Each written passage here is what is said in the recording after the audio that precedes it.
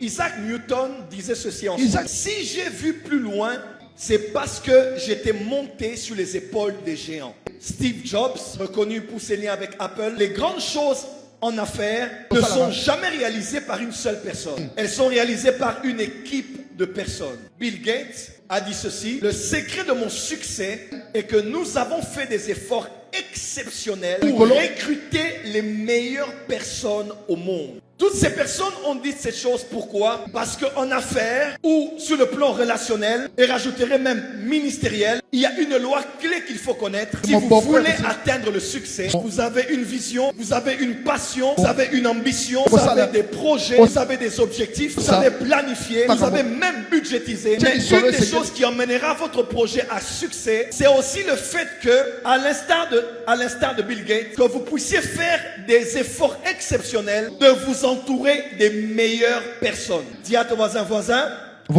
tu dois t'entourer des meilleurs.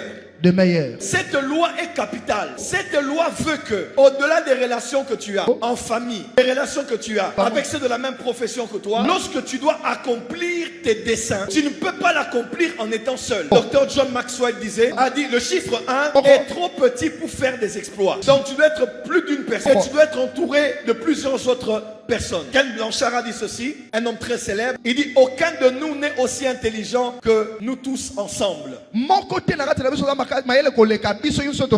Il n'y a pas que ton intelligence qui peut te faire réussir, mais il y a plusieurs intelligences que tu dois mettre autour de toi afin de réussir dans tes projets. Ne refuse pas. Il y a des bonnes relations en famille. Ne refuse pas. Il y a des bonnes relations à l'église. Mais en ce qui concerne ton domaine, pour que tu réussisses, il faut que tu saches que ton domaine a été déjà accompli par plusieurs avant toi. Et que ton domaine a besoin de plusieurs capacités pour être matérialisé. Alors dans chaque domaine, tu dois localiser, après avoir recherché, qui est le meilleur dans ce domaine-là. Tu peux t'entourer de ceux qui ne le sont pas. Mais par rapport à ta vision, tu ne peux pas t'entourer de tout le monde. La sélectivité des choses, tu dois t'entourer des meilleurs. Considérez avec moi David. David était choisi par Dieu. Dieu était avec David. Et peut-être que vous l'avez oublié, David est le plus grand des rois d'Israël. Salomon a été plus riche que David. Salomon a eu un règne beaucoup plus pacifié que David. Et pourquoi parle-t-on autant de David? Une des raisons, c'est parce que David avait donné à Israël une de leurs plus grandes victoires. Un des plus grands ennemis d'Israël était le peuple des Philistins. Et jusqu'aujourd'hui, quand on parle d'Israël et de la Palestine, le territoire de la Palestine, Palestine, quand vous regardez dans l'étymologie,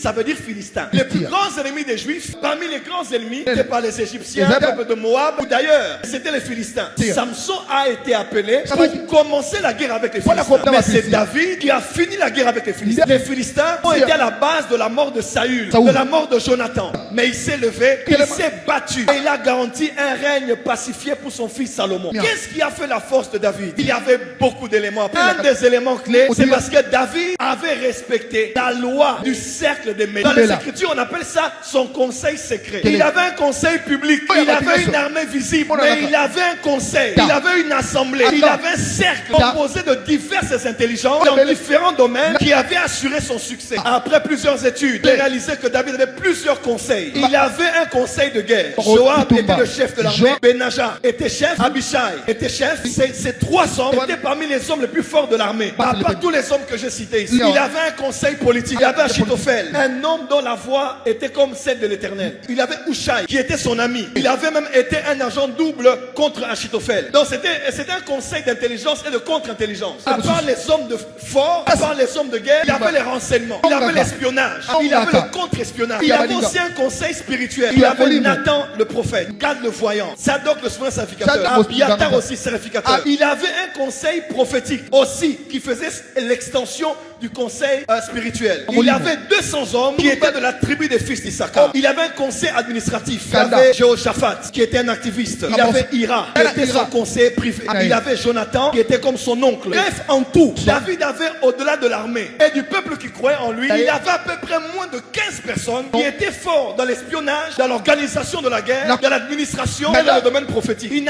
Il ne s'est pas entouré de tout le monde. Ils sont entourés des meilleurs de leur domaine. En fait, j'ai réalisé dans la vie, il y a des gens qui sont tellement en insécurité, qui sont tellement complexés, que quand ils s'entourent des personnes trop intelligentes, ils ont l'impression qu'elles vont perdre le contrôle. Elles doivent juste être avec des personnes moins élevées qu'elles afin de les gérer, de les dominer et de les contrôler. Tu n'iras jamais loin avec des gens qui t'amènent vers le bas. Mais tu iras toujours plus loin avec ceux qui t'amènent vers le haut. J'étais président de la jeunesse, l'église où je m'étais converti, le plus jeune. Mais je m'étais entouré de personnes plus âgées que moi, qui ont fait plus d'études que moi, qui étaient mariées. J'étais encore, j'avais 18 ans, 19 ans, 20 ans pratiquement. J'avais la tête de la jeunesse de notre église. C'est là que j'ai invité la plupart des orateurs que vous connaissez aujourd'hui. Et j'avais réussi. Parce que j'avais compris très tôt que moi j'ai le charisme. Moi j'ai la force d'attraction. Moi je suis un leader. Mais je n'ai pas fait de longues études. Je ne sais pas écrire correctement. Je dois me faire entourer des experts dans chaque domaine. Le diamant de joaillerie a beaucoup de facettes. Tu es comme un diamant de joaillerie. Et tu as beaucoup de facettes qui doivent briller. Tu es unique, mais les dimensions de ta vie sont diverses. Il faut quelqu'un dans chaque domaine qui doit t'aider dans chaque aspect. Les grands hommes aujourd'hui sont entourés de grandes personnes, spécialistes en matière de couture. Ils ne s'habillent pas n'importe comment. Les grands hommes ont des tailleurs. Ils s'habillent sur mesure. Les grands hommes ont des coiffeurs et des coiffeuses. J'apprenais à l'époque, maman Bobby, elle avait une femme qui l'a coiffée et qu'elle voyageait dans le monde entier. Parce que ta vie est diverse. Tu dois avoir les experts dans chaque domaine de ta vie. J'ai un groupe WhatsApp dans lequel je suis avec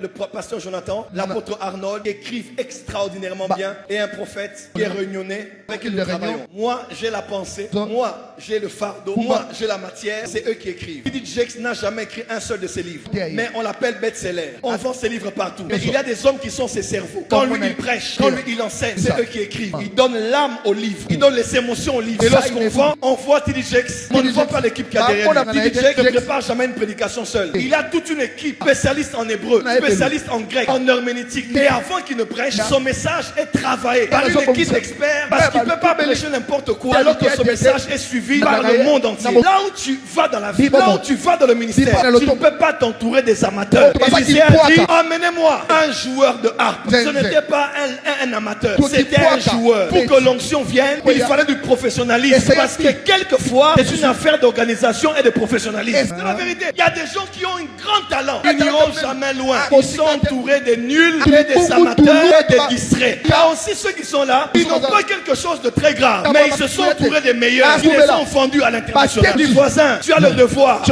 en tant que chrétien, d'aimer le monde entier. Mais tu as le choix de sélectionner dans le monde entier les meilleurs qui peuvent t'accompagner dans ta destinée. Amen. Je bénis Dieu parce qu'à la porte des cieux, je suis entouré des meilleurs. Autour de moi, j'ai un avocat. Si ça chauffe, un avocat peut parler. J'ai plusieurs avocats. Si ça chauffe et que mes cheveux sont dans tous les sens, j'ai un coiffeur. Quand je vais à Abidjan, j'ai un coiffeur. Je vais à Paris, j'ai un coiffeur. Et c'est les coiffeurs des stars. Parce que moi, ton pasteur, je suis une célébrité. Il s'appelait T.B. Joshua au Nigeria. À l'époque où il y avait un autre prophète comme lui, mais un prophète très classe, très riche. Il était pétrolier. Il s'appelait Gabriel Odouyemi. Mais aujourd'hui, il parle plus de T.B. Joshua que de Gabriel Odouyemi. À l'époque, T.B. Joshua avait une longue barbe. Il parlait même pas bien anglais. Mais il s'entourait des Européens. Il s'entourait des Américains. Il s'entourait des experts. Avec son anglais comme ça. Quand les gens voyaient des blancs, c'est il est fort. Protocole blanc. Commentateur au micro blanc. Alors que Gabriel Odouyemi, j'ai suivi la vidéo où il mourait. C'est une rare vidéo que j'ai suivie. Le dimanche avant sa mort, il disait je vais mourir. Il y avait une belle église, mais aujourd'hui, personne ne le... Même je cite son nom, tu ne connais pas. Mais qui ne connaît pas T.B. Joshua? Parce qu'il s'est fait entourer des meilleurs. Sur le plan du design, sur le plan de la télévision, sur le plan des réseaux sociaux, sur le plan des médias, sur le plan du protocole. Un jour, on est allé chez T.B. Joshua, je m'étais envoyé par Philadelphie. J'étais moi, le pasteur Ken et le prophète Fidèle et Didia. On se sentait comme si on était les seuls invités privés de T.B. Joshua. Le protocole est extraordinaire. On vous reçoit, on vous donne à boire, on vous fait visiter, on vous attend le jour du culte. C'était lors de Thanksgiving, l'anniversaire de T.B. Joshua. Ils nous avaient déjà appelés, ils nous ont fait des messages, ils nous ont reçus. On se sentait tellement important. Et j'étais là devant. T.B. Joshua comme ça, j'étais en face. C'est là que T.B. Joshua prophétisait. Et il m'a dit des choses qui s'accomplissent jusqu'au Mes frères et sœurs, en étudiant la vie de tous ces hommes, j'ai réalisé tout simplement que David n'était pas le plus fort, mais il n'était pas complexé d'être entouré des hommes plus forts que lui. Lui, il a tué seulement l'ours, il a tué le lion, il a tué Goliath. Mais regarde un homme, il lance le javelot, 800 personnes, il lance le javelot, 300 personnes à terre. Il a tué un lion, un autre a tué 2 lions de Moab. Et Dieu était avec eux. Ne sois pas complexé d'avoir des gens avec qui Dieu est. Attache-toi à eux. C'est ça l'esprit des meilleurs. Les hommes les plus forts sont entourés des hommes plus forts qu'eux-mêmes. Les femmes les plus brillantes sont entourées des femmes plus brillantes qu'elles. Mes frères et sœurs, dans chaque aspect de ta vie, aime tout le monde, tu as le choix. Tu dois t'entourer des meilleurs, la crème des crèmes, des experts dans le domaine. Quand ça dérange dans la justice, tu as un réseau d'avocats qui peuvent te défendre. Quand tu dois faire arriver des gens de l'étranger, tu as des contacts dans les services d'immigration. Quand il te faut beaucoup de voitures dans la ville, tu as les meilleures offres, des voitures à louer. Quand il faut loger des gens dans les hôtels, tu vas avoir les meilleurs contacts avec les meilleurs prix en hôtellerie. Tout ce qui est meilleur doit être à toi. Et Joseph disait à ses frères, ne vous inquiétez pas, tout ce qu'il y a de meilleur dans le pays d'Égypte sera à vous. Depuis un temps, depuis plusieurs années, je suis reconnu comme un des pionniers des hommes de Dieu sur les réseaux sociaux. À l'époque, quand je faisais des photos, une grande photo sur une affiche, on disait, c'est Charnel, il veut se faire voir. Oh, c'est le péché. Et où est Jésus sur l'affiche? Il y a un grand prophète Joël. Petit Jésus, Seigneur. Oh, Jésus revient bientôt. Quelqu'un m'a dit un jour, il faut qu'on voie Jésus. J'ai dit, emmène-moi les photos de Jésus et je mettrai sur l'affiche. Ceux qui me connaissent me connaissent. Je n'utilise jamais une affiche avec une photo comme ça, comme ça. À Kinshasa, j'ai toujours eu les meilleurs des photographes. À Paris, mon photographe m'a écrit avant-hier, s'appelle Audran. Il est photographe, vient à l'église, il fait aussi pour les politiciens. Je ne peux pas à mon niveau m'entourer des gens qui font des photos avec un téléphone là déjà. Toi-même, tu sais que quand tu regardes ma photo sur une affiche et que tu ouvres le pixelage, mon visage est toujours là. Parce que je suis entouré des meilleurs. Je paye l'argent que je dois payer, mais mes affiches sont parmi les meilleures affiches qui ont inspiré toutes les affiches.